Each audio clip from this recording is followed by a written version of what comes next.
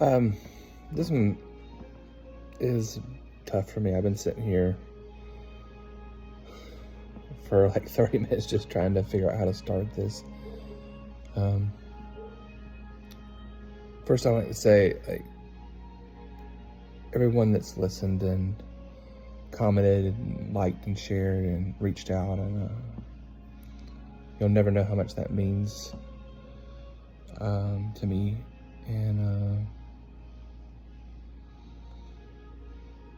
because, just the past few weeks have been rough, mentally more than anything.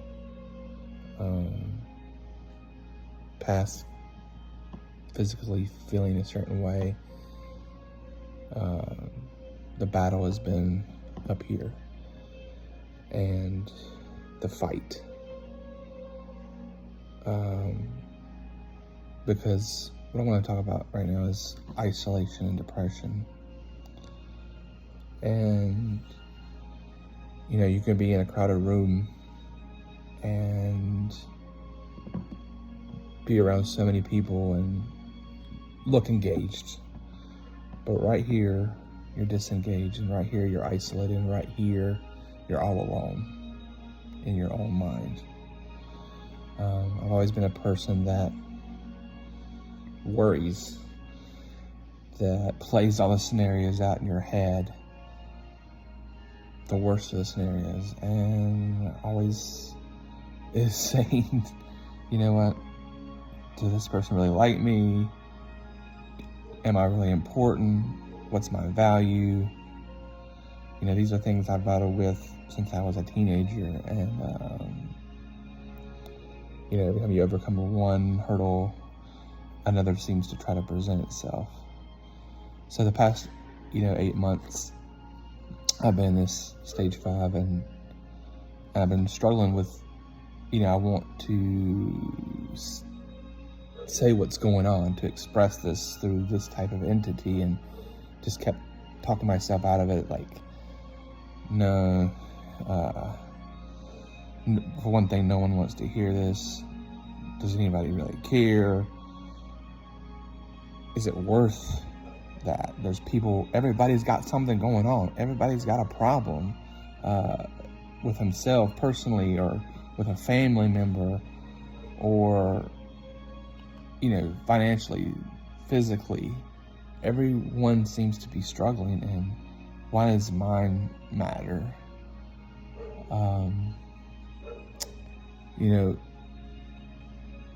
One thing that I do at my work is look at what we're doing and project what it's going to be the next day, and the next month, and the next year. Are we getting what we need from our supplier? Are we going to be a supply to our customers what they need? It's not, I just can't come in and be like, live that day, work that day, and be like, it's fine. I have to work in the progression of, how does what I do affect tomorrow, the next week, the next month, the next year? It's always forward looking. And that's how I've been in my life, where I'm not seizing the day. I'm not focusing on the day. I'm looking at all the things that are happening, and what's going to happen, and what could go wrong. So the last few weeks, I've been in a spiral. I've been in a dark spot. And, those things are very,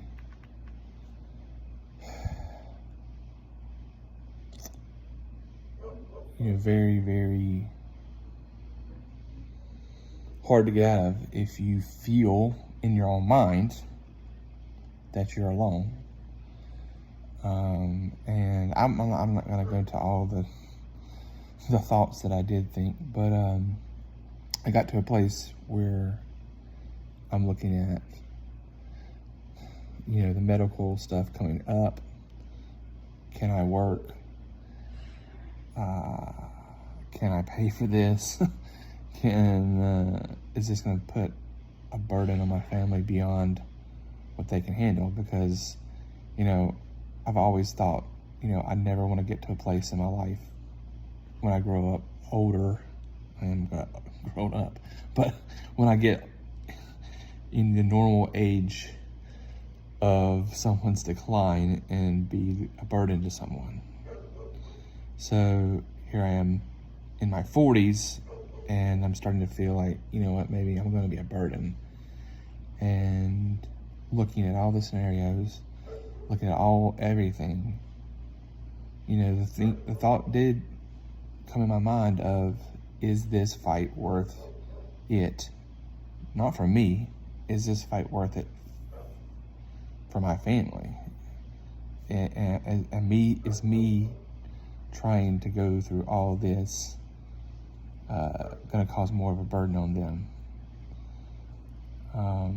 You know, should I just stop all pursuance of treatment and just whatever happens and kind of hit, you know,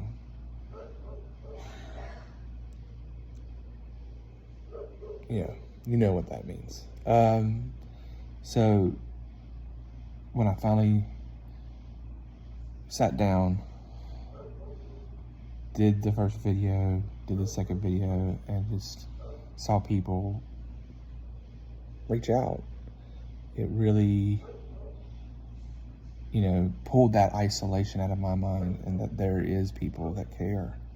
There is people that love me and want to help me fight and want to help my family, because at the end of the day, my biggest worry, my biggest fear is letting my family down, my wife and my kids.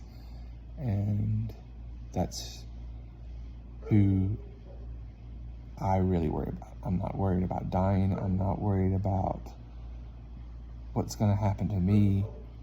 I worry about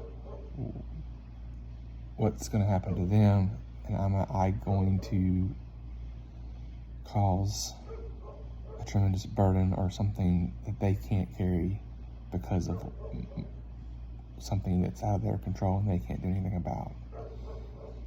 So, you know, I know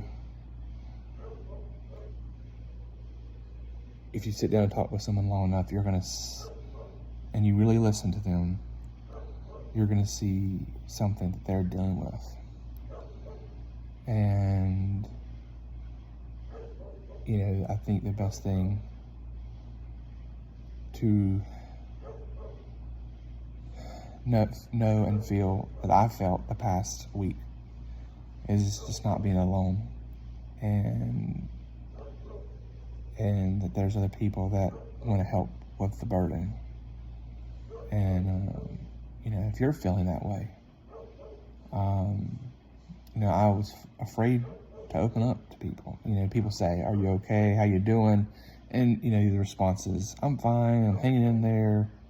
Whatever it is, you're thinking they're just asking out of courtesy.